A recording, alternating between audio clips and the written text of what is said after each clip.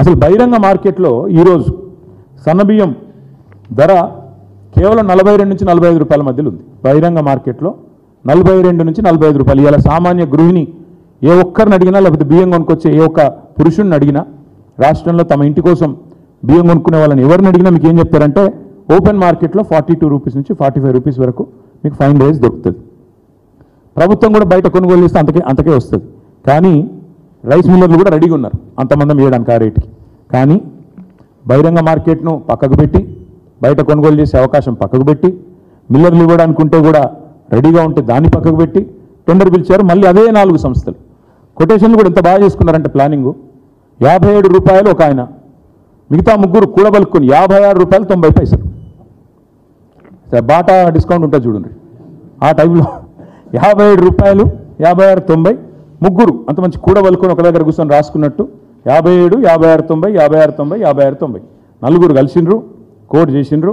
మరి యాదృచ్ఛికమైతే ఇంతకు మించిన మ్యాజిక్ ఇంకోటి ఉండదు నాకు తెలిసి.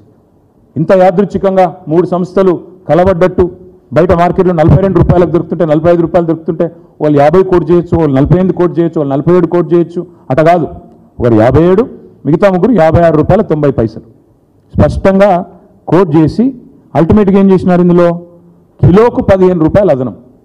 అంటే బయట మార్కెట్లో 42 రూపాయలు ఉంటే 57 రూపాయలకు టెండర్ ఫైనల్ చేసిండ్రు. ఆర్డర్ ఏది ఇదే కదా, ఇగో ఇది ఫైనల్ చేసిన ఆర్డరు. ఇది సివిల్ సప్లై శాఖ ఇచ్చిన ఆర్డర్. 57 రూపాయలకు ఫైనల్ చేసిన టెండరు. ఎల్జీ అనే సంస్థకు 57, మిగతా ముగ్గురికి 56, 90 చొప్పున.